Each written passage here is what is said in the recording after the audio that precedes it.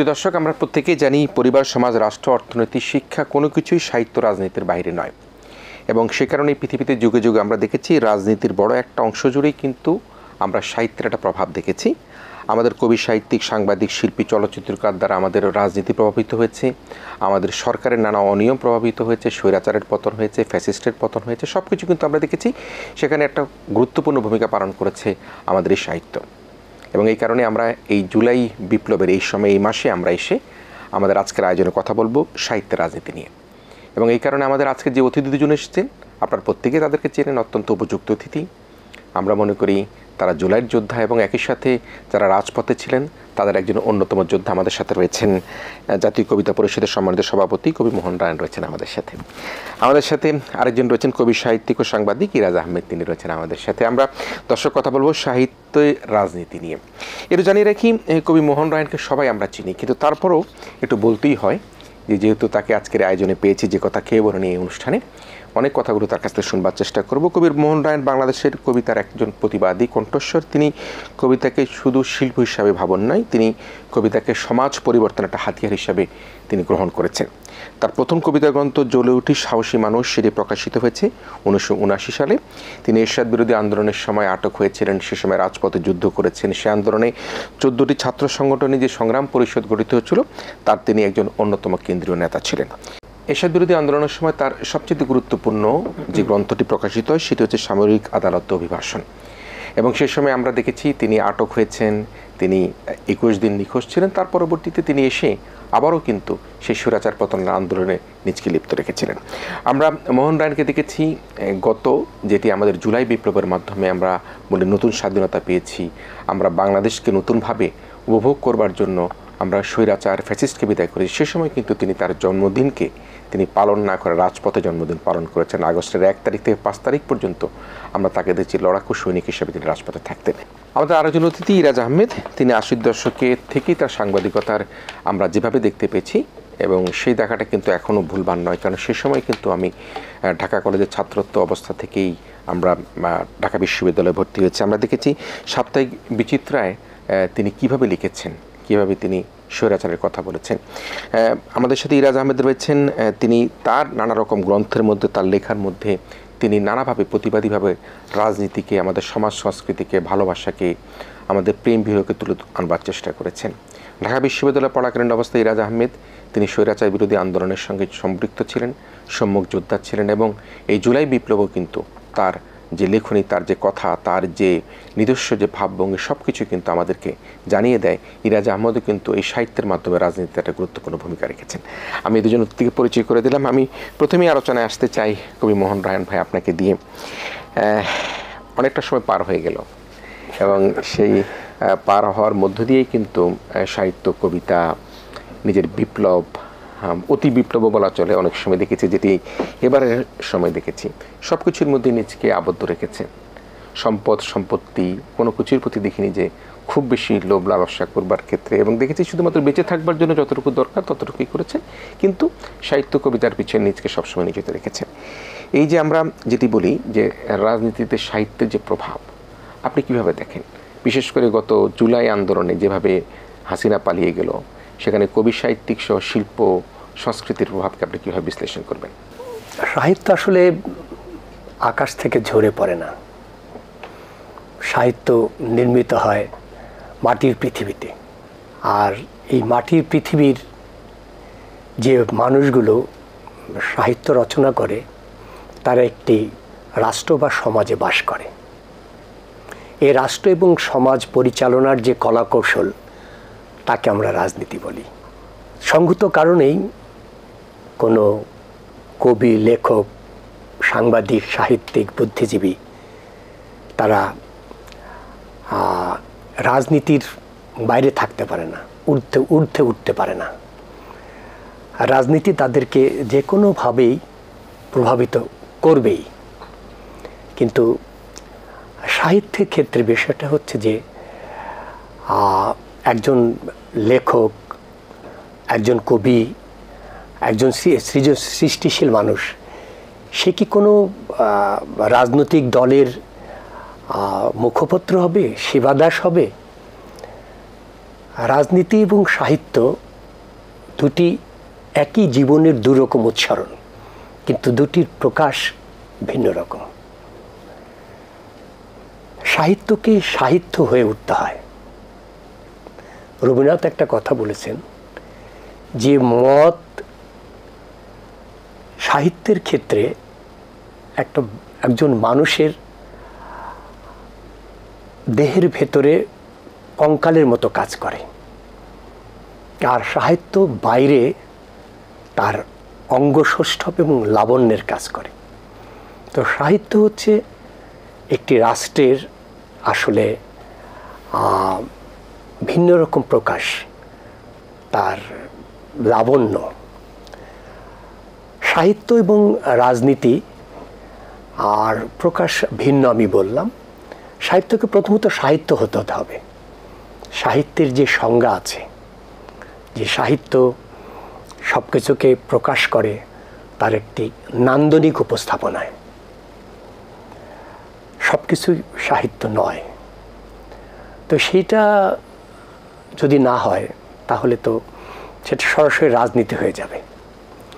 তো বাংলাদেশের কবিতায় রাজনীতি বরাবরই ছিল, শুধু বাংলাদেশের কবিতা নয়, বাংলা ভাষার যে বাংলা সাহিত্যে যে আদি নিদর্শন চর্যাপদ, সেই চর্যাপদেও সেই বৌদ্ধ সহজিয়ারা আসলে ধর্মচর্চার অন্তরালে রাজনীতি চর্চাই করেছেন। তাদের যে সহজিয়া বৌদ্ধ গান, সেগুলো ছিল সেই সময়ের ব্রাহ্মণ্য আধিপত্যবাদের বিরুদ্ধে এক ধরনের সাংস্কৃতিক প্রতিবাদ, এক ধরনের নিঃশব্দ রাজনৈতিক কর্ম। সেখানে ধর্ম এবং সমাজনীতি একাকার হয়ে গেছে। সেক্ষেত্রে যদি আমি একটা জায়গায় আসি, আগে উল্লেখ করেছিলাম যে 1979 সনে আপনার প্রথম যেটি আপনি কবিতা গ্রন্থ জ্বলে উঠি সাহসী মানুষ, এটি সাহসী মানুষের প্রশ্ন কেন আসলো? এখানে ভালোবাসার কথা কেন আপনি প্রথম কাব্যগ্রন্থে লিখলেন না, বেদনার কথা লিখলেন না, জ্বলে ওঠার কথা কেন লিখতে গেলেন সেখানে সে সময়? কারণ সেই সময়টা ছিল ভিন্ন রকম। আমরা 1971 মুক্তিযুদ্ধ করেছিলাম। আমাদের মুক্তিযুদ্ধের অঙ্গীকার ছিল সাম্য, মানবিক মর্যাদা, সামাজিক সুবিচার। কিন্তু আজ পর্যন্ত বাংলাদেশে যারা রাষ্ট্র ক্ষমতা এসেছে তারা কেউই মুক্তিযুদ্ধের এই অঙ্গীকারকে প্রতিষ্ঠা করে নাই। আর সেই সময় দেশে যে রাজনৈতিক অবস্থা চলছিল, সেই সময় মানুষের আসলে রাজনৈতিক অর্থনৈতিক যে অঙ্গীকার ছিল, যে প্রাপ্য তাদের ছিল, মানুষ সেই সময় সেটা পায়নি। এবং সেই সময় মানুষের জ্বলে ওঠার প্রয়োজন ছিল।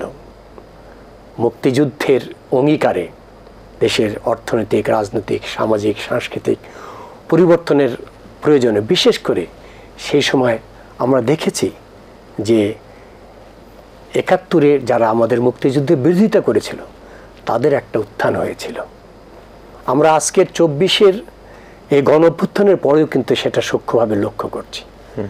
তো সেই কারণে সেই সময় আমার বন্ধু রুদ্র মোহাম্মদ শহীদুল্লাহর উপদ্রুত উপকূল, আজকে সংস্কার কমিটির আছেন আলী রিয়াজের বাঙালি জাতীয়তাবাদ, আমাদের অকাল প্রয়াত বন্ধু আবিদুর রহমানের মুক্তিযুদ্ধের গল্প, আমার জ্বলে উঠি সাহসী মানুষ কাব্যগ্রন্থ একসাথে প্রকাশিত হয়।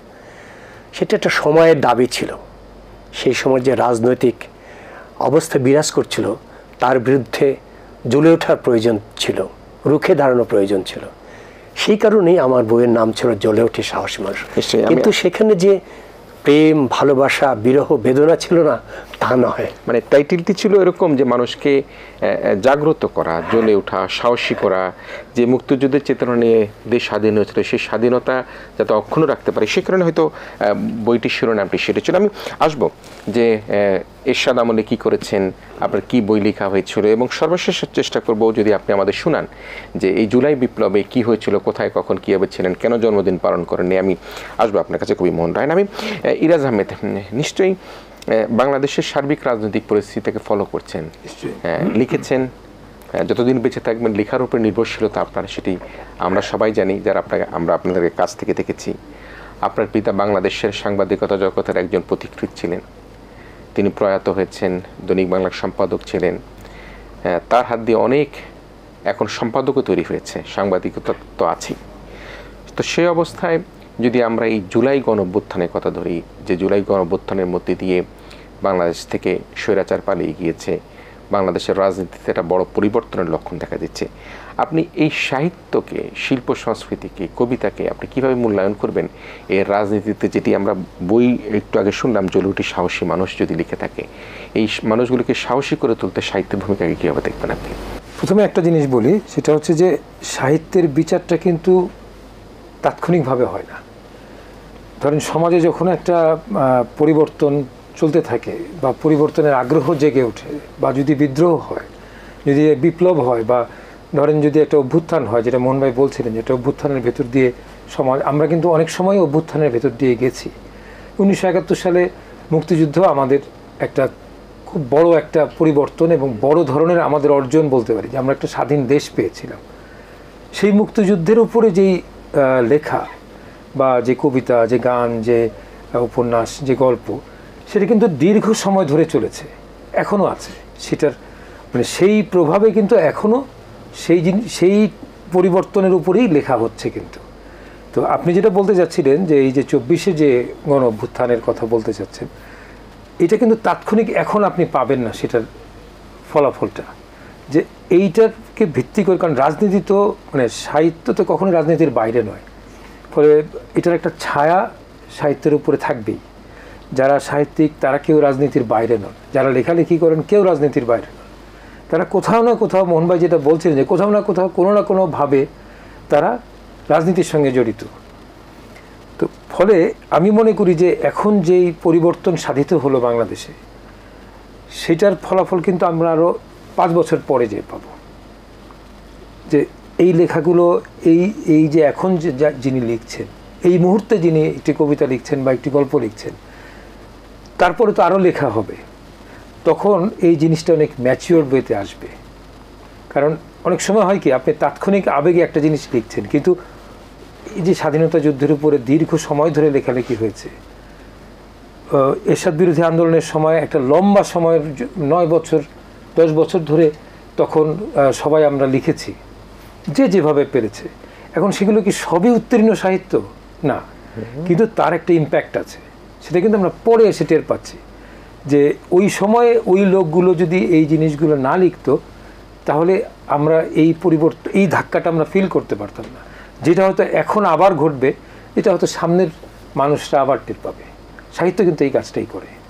সো সাহিত্যের ভূমিকা রাজনীতিতে পট পরিবর্তন বলি, বা রাজনীতিতে স্বৈরাচার মাথা চারা দিয়ে উঠলে স্বৈরাচারকে দমন করবার ক্ষেত্রে বলি, ফ্যাসিস্টকে দমন করবার ক্ষেত্রে সাহিত্য কথা বলে, এবং সেই কথা বলবার ক্ষেত্রে এবারে যেটি দেখেছি আমরা জুলাইয়ে, এখানে আমাদের সাহিত্য কি ঠিকমতো কথা বলতে পেরেছিল? এটা বিচার করা খুব কঠিন, কারণ সাহিত্য, আমি মনে করি যে যেই স্বৈরাচারের কথা বলা হচ্ছে, বা যেই স্বৈরাচারী সরকারকে মানে বিরুদ্ধে এই গণ অভ্যুত্থান ঘটেছে, সেটা তো একটা লম্বা সময়ের তাদের আয়ু ছিল। আমি মনে করি যে সেই লম্বা সময়টাতে বরঞ্চ অনেকে অনেক কিছু লিখেছে।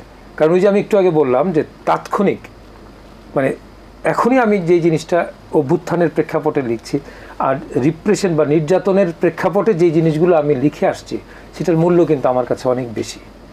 কারণ ওই মানুষটা সাহস, ওই সাহিত্যিক, ওই কবি, ওই লেখক সাহস করে কিন্তু তখন সে যে ফরম্যাটেই হোক, সে তার কথাটা বলেছে। একটা অবরুদ্ধ সময় হয়তো সে কথা বলতে চেয়েছে, তার লেখনী তাকে ওই জায়গায় পৌঁছে দিয়েছে, সেই লেখনীর বিচারটা এখন হবে।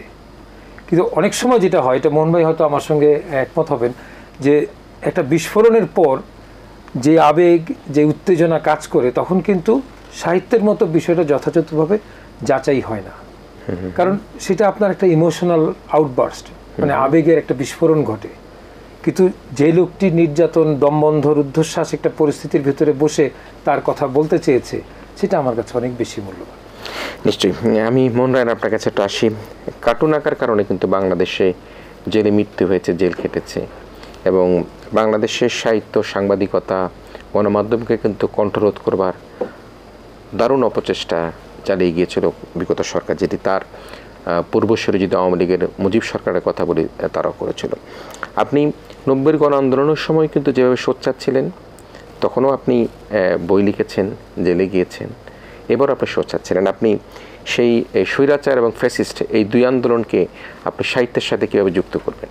90-এর যে গণ অভ্যুত্থান, সেই গণ অভ্যুত্থান আমরা শুরু করেছিলাম, আপনি জানেন কি না, 1982-র 22শে মার্চ বা 23শে মার্চ এরশাদ যখন সামরিক শাসন জারি করে, সেদিন কিন্তু সর্বপ্রথম ঢাকা বিশ্ববিদ্যালয়ের মধুর ক্যান্টিন থেকে 10-15-20 জন ছাত্রকে নিয়ে প্রথম মিছিল বের করেছিলাম আমি। সেকেন্ড মিছিল বের করেছিল সাংবাদিক নুরুল কবির। হ্যাঁ, এবং আমরা যে ছাত্র সংগ্রাম পরিষদ গড়ে তুলেছিলাম 14টি ছাত্র সংগঠনকে নিয়ে, তারা প্রথম আনুষ্ঠানিকভাবে, আমার যে ওই মিছিলটা ছিল সেটা অনানুষ্ঠানিকভাবে তাৎক্ষণিক মিছিল বের করে আমরা ঢাকা বিশ্ববিদ্যালয়ের চারিদিকে কাটামো ঘুরে এসেছিলাম। সামরিক শাসন মানি না, মানব না, কিন্তু আমরা আনুষ্ঠানিক ঘোষণা দিয়েছিলাম 83-র 11ই জানুয়ারিতে আমরা প্রথম ঢাকা বিশ্ববিদ্যালয়ের বটতলায় 14টি ছাত্র সংগঠন আপনার আনুষ্ঠানিকভাবে সামরিক শাসন ভঙ্গ করে শিক্ষা ভবন ঘেরাও করব, মজিদ খানের শিক্ষানীতি বাতিলের দাবিতে। কিন্তু 10ই জানুয়ারি এরশাদ মুহুর্মুহু টেলিভিশনে ঘোষণা করলো যে যদি ছাত্ররা রাস্তায় নামে, তখন কিন্তু সামরিক শাসন ছিল, সামরিক শাসন ভঙ্গ করে তাহলে কারো জীবন গেলে সেজন্য আমি দায়ী থাকবো না। তখন আমাদের রাজনৈতিক নেতৃত্ব 14টি ছাত্র সংগঠন নেতাদেরকে ডেকে নিয়ে প্রোগ্রাম স্থগিত করতে বলল। তখন 11 জনের বটতলাতে প্রোগ্রামটা স্থগিত ঘোষণা করা হলো যে আমরা 11 জানুয়ারির পরিবর্তে 14 ফেব্রুয়ারিতে। তখন আমি দাঁড়িয়ে ওঠার প্রতিবাদ করেছিলাম এবং আমি বিদ্রোহ করে বিদ্রোহী ছাত্রদের সঙ্গে নিয়ে সে 11 জানুয়ারি ওই শিক্ষা ভবন ঘেরাও করেছিলাম। 14টি ছাত্র সংগঠন 28 জন নেতা শহীদ মিনারে গিয়েছিল, আর বাকি 14টি সংগঠনের সমস্ত ছাত্র নেতারা অন্যরা একসঙ্গে আমরা 11 জানুয়ারি শিক্ষা ভবন ঘেরাও করেছিলাম। তার একদিন পরে 13ই জানুয়ারি আমাকে ইস্কাটন থেকে চোখ হাত বেঁধে সামরিক গোয়েন্দা বাহিনী তুলে নিয়ে যায়। এখন যে আয়নাঘর বলা হয়েছে, সেই আয়নাঘরে তখন ছিল গুম ঘর। এরশাদ বিরোধী আন্দোলনের সর্বপ্রথম আয়নাঘরে নেওয়া হয়েছিল আমাকে, এবং 21 দিন আমি সেখানে নিখোঁজ ছিলাম, পত্রিকায় খবর ছিল, এবং আমাকে নির্মম নির্যাতন করা হয়েছে। আমাকে উপরে পা ঝুলিয়ে মাথা নিচে দিয়ে আমার এই আঙুলগুলো বুট দিয়ে ছেঁচে দেওয়া হয়েছে, আমাকে 6 দিন ইলেকট্রিক শক দেওয়া হয়েছে, সেটা বর্ণনা করার মতো না আর কি। তো সেখান থেকে বেরিয়ে এসে আবার আমি আন্দোলনে যোগ দিয়েছি, আমাদের আন্দোলন সফল হয়েছে। এই আন্দোলনের পথে আমরা সম্মিলিত সাংস্কৃতিক জোট গঠন করেছি, কবিতা পরিষদ গঠন করেছি। সম্মিলিত সাংস্কৃতিক জোট এবং কবিতা পরিষদ এই আন্দোলনটা অনেক বড় ভূমিকা পালন করেছে। কিন্তু এরশাদ পতনের পরে এই সাংস্কৃতিক জোট এবং কবিতা পরিষদ ছিল একটা সর্বদলীয় প্ল্যাটফর্ম। সেখানে ক্ষমতাসীন এরশাদ এবং স্বাধীনতা বিরোধীরা ছাড়া আর সমস্ত ছাত্র সংগঠনগুলো, সমস্ত রাজনৈতিক দলের ছাত্র সংগঠনগুলো ছিল। কিন্তু হাসিনা যখন ক্ষমতা আসলো 2008-এ, তখন তারা বলল যে তারা কবিতা পরিষদের একটা গণতান্ত্রিক প্রক্রিয়া ছিল, যে আপনার নির্বাচন হতো। কিন্তু সেই সময় আওয়ামী লীগ ক্ষমতা আসলো, হাসিনা, তারা বলল যে না, আমরা নির্বাচন করব না, আমরা সিলেকশন করব। কেন বলে, আমরা ক্ষমতায় আসছি, আমাদের এটাই না, আমাদের অনেক স্বপ্ন আছে। আমরা বললাম যে স্বপ্ন সবাই মিলে করব। তখন তারা জোর করে কমিটি করলো, সেটা বাধা দিলে অস্ত্রের মুখে আমাকে সহ আমাদেরকে বের করে দেওয়া হয়েছিল। মানে সেই যে নির্বাচনবিহীন, আমরা যেটা বলি, শুধুমাত্র যে জাতীয় নির্বাচন নয়, ইউনিয়ন পরিষদ মেম্বার থেকে নির্বাচন শুরু করে আমরা একটা ক্লাবের নির্বাচন, আমরা একটা অ্যাপার্টমেন্টের সমিতি নির্বাচন, সেখানেও কিন্তু ইলেকশনের পরিবর্তে সিলেকশন হতো। সেটি আপনার সময়, সেটি কবিতা পরিষদে। একেবারে ছোট্ট করে যদি জুলাই বিপ্লবের সময়, আমি সেটা বলছিলাম যে সেই হাসিনার যে স্বৈরতন্ত্র, ফ্যাসিবাজম, সেটা শুরু হয়েছে শুরু থেকেই। সে যে ক্ষমতা আসলো তখন থেকেই সে সাংস্কৃতিক সংগঠনে, সাহিত্য সংগঠনে, রাজনীতিতে, প্রশাসনে, সব জায়গায় তারা এমনভাবে দলীয়করণ করলো যা কল্পনা করা যায় না। কথা বলার কোনো অধিকার ছিল না, কথা বললে তুলে নিয়ে যাওয়া হতো, গুম করা হতো, মেরে ফেলা হতো। তার মধ্যে দিয়েও আমরা যারা হাসিনার এই ফ্যাসিবাদকে, এই ষড়যন্ত্রকে সমর্থন করিনি, তারা কিন্তু লেখায়, কথায়, বক্তৃতায় আমরা প্রতিবাদ করেছি। কিন্তু হাসিনার মানে দলদাস 5-8টা মোসাহেব একটা গ্রুপ, লেখক, কবি, সাহিত্যিক, বুদ্ধিজীবী, তারা অর্থ, বিত্ত, পদ, পুরস্কার এসবের জন্য তারা নির্লজ্জ দালালি করেছে। এই যে জুলাই গণ অভ্যুত্থান হলো, সেখানে তারা হাসিনার যে এই যে নৃশংস হত্যাযজ্ঞ, এই যে নির্যাতন, তার বিরুদ্ধে একটি কথা বলে নাই। কবিরা, লেখকরা সব সময় সব কিছুর আগে কথা বলে, প্রতিবাদ করে, কিন্তু এই মোসাহেবরা, এই দলদাস কবিরা একটি কথা বলে না, একটি প্রতিবাদ করে নাই। কিন্তু আমরা গুটি কয়েক মানুষ, এখন যারা আমরা কবিতা পরিষদ করছি বা ইরাজের মতো আরও যারা ছিল, তারা আমরা কিন্তু সেই সময় আমাদের জীবনের ঝুঁকি নিয়ে বা জীবন হাতের মুঠোয় নিয়ে আমরা প্রতিবাদ করেছি, রাস্তায় নেমেছি এবং এই ছাত্র জনতার পাশে থেকেছি এবং এই অভ্যুত্থান সফল করার জন্য আমরা চেষ্টা করেছি। জি, নিশ্চয়ই নিশ্চয়ই। আমি ইরাজ ভাই শুনছিলাম এবং এই শোনাগুলোর মধ্যে কিছু কিছু শব্দে কিন্তু গা শিহরিত হয়ে ওঠে এবং সেই শিহরণের জায়গাটা কিন্তু সবচেয়ে বেশি, যেটি যারা এরশাদ বিরোধী আন্দোলন দেখেনি বা 71-এর মুক্তিযুদ্ধ দেখেনি, তারা কিন্তু জুলাই বিপ্লবটাকে দেখেছে। এবং এই জুলাই বিপ্লবে কিন্তু যেটি ঘটিয়েছে সেটি তার পূর্বের 15 বছরে গুম, খুন, হত্যা, যত কিছু করা দরকার, ক্রসফায়ার, সব কিছু কিন্তু ফ্যাসিস্ট হাসিনা করেছে। এবং সেখানে কিন্তু আমাদের কবি সাহিত্যের একটা অংশ যদিও দলদাসের মতো কাজ করেছে, কিন্তু আর একটা অংশ যারা কবি মোহন রায়ন বলি বা ইরাজ আহমেদ বলি বা অন্যান্য যাদের কথা বলি, তারা কিন্তু আমাদের তরুণরা, স্পেশালি আমাদের তরুণ, এখন যারা ফেসবুকে তারা পত্রিকা প্রকাশ করতে পারতো না, কিন্তু এরা কিন্তু একটা বড় ভূমিকা পালন করছে। আপনি এই তরুণদের এই গণজাগরণের ক্ষেত্রে, অভ্যুত্থানের ক্ষেত্রে ভূমিকাকে আপনি কিভাবে দেখবেন এবং তারা ফেসবুকের মাধ্যমে, তাদের সামাজিক যোগাযোগ মাধ্যমে যেভাবে মানুষকে একত্রিত করেছে, সেটা নিয়ে আপনার বিশ্লেষণ কি? নিঃসন্দেহে খুব ইতিবাচক একটা, তরুণদের এই উত্থানকে আমি ইতিবাচক বলি। আর ফেসবুকে যেই জিনিসটা মোহন ভাই বলছিলেন, আপনি জানতে চাইলেন, এটা কিন্তু একটা খুবই মানে আমি বলবো যে কার্যকর একটা পদক্ষেপ। কারণ একটা সময় ফেসবুক ছিল এই সাধারণ কথাবার্তা বিনিময়, ভাব বিনিময়ের জায়গা, কিন্তু ধীরে ধীরে কিন্তু ফেসবুক, যেমন আমি নিজেও, আমি কিন্তু ওইখানে কবিতা লিখি, অনেক সময় লিখে ওখানে দিয়ে রাখি।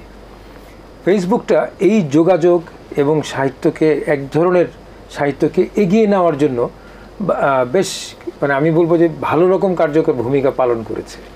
কারণ এটা খুব দ্রুত মানুষকে সংযুক্ত করে, খুব দ্রুত করে। ফলে আমি যা বলতে চাচ্ছি, যেটা সপ্তাহান্তে একটি কাগজে বা একটি পত্রিকায় বা একটি লিটল ম্যাগে ছাপা হবে, তার অনেক আগে অনেক বেশি সংখ্যক মানুষকে কিন্তু সে সংযুক্ত করে ফেলছে সেই আবেগটার সঙ্গে, সেই বক্তব্যটার সঙ্গে। ফলে এই যে নতুন একটা জিনিস তৈরি হয়েছে, যে ফেসবুকের মাধ্যমে লিখে যোগাযোগ করে সংযুক্ত হয়ে অন্যদেরকে টেনে এনে সংযুক্ত করে, আমি মনে করি যে এটা খুবই ইতিবাচক একটা পদক্ষেপ ছিল। আমাদের ভবিষ্যৎ রাজনীতিতে আমাদের সাহিত্য শিল্প চর্চার ভূমিকা আসলে কীরকম হওয়া দরকার, যেটি মোহন ভাই খুব ভীষণভাবে নিজের দুঃখবোধ থেকে অভিযোগ করলেন যে দলদাসের মতো কিন্তু স্বৈরাচারকে, ফ্যাসিস্টকে এক ধরনের তারা প্রশ্রয় আশ্রয় দিয়ে সুবিধা নিয়েছে। আপনি ভবিষ্যতের সাহিত্যকে আপনি কীভাবে দেখতে চান? সাহিত্যকে আমি সারা জীবনই একরকমভাবে দেখতে চাই। সেটা হচ্ছে যে সাহিত্যিকরা কখনো দলদাস হবে না। যারা লেখেন, যিনি কবি, যিনি গল্পকার, যিনি ঔপন্যাসিক, তারা তো আসলে একটি মুক্ত আত্মার মতো। আমি মনে করি তাদের ভেতরে এই জায়গাটা থাকা উচিত। যে আমি কোথাও, যেমন আপনি দেখেন স্পেনে লোরকাকে মেরে ফেলছিল গুলি করে, হ্যাঁ, ওদের গৃহযুদ্ধের সময়। লোরকা কিন্তু কম্প্রোমাইজ করতে পারতেন, করেন নাই, উনি মারাই গেলেন শেষ পর্যন্ত। ওনাকে ধরে নিয়ে গিয়ে গুলি করে মেরে ফেলা হয়। তা আমি মনে করি যে সাহিত্যিক বা যারা লেখেন, তাদের একটি মুক্ত চর্চার ভেতর দিয়ে সারা জীবনই প্রবাহিত হওয়া উচিত। কারণ সাহিত্য তো কারো আনুকূল্যে, একজন সাহিত্যিক বা একটি লেখা কারো আনুকূল্যে তৈরি হয় না, এটা তো ভেতর থেকে আসে। এখন আপনি যদি এটাকে একটা অনুরোধের আসর তৈরি করে ফেলেন, তাহলে তো এটা সাহিত্য হবে না, এটা অন্য কিছু হবে। সো সাহিত্য যুগে যুগে রাজনীতির একটা বড় হাতিয়ার হিসেবে নিঃসন্দেহে আমরা রাজনীতির সঙ্গেই সাহিত্য হাঁটবে। সাহিত্যের সঙ্গে সাহিত্যকে, মোহন ভাই শুরুতে একটা কথা বলেছেন, আমার ভালো লেগেছে এই কথাটা, যে রাজনীতি সাহিত্যকে প্রভাবিত করে, কিন্তু সব যে মানোত্তীর্ণ হয় তা কিন্তু নয়। কিন্তু সেই জিনিসটা কিন্তু ওই জন্য ওইটাকে যোগ করে আমি বললাম যে এটার ইম্প্যাক্টটা 5 বছর পরে আপনারা দেখতে পাবেন যে কোনটা একটা মানের জায়গায় গিয়ে দাঁড়িয়েছে। কিন্তু সাহিত্য কিন্তু এইভাবেই প্রবাহিত হতে হবে।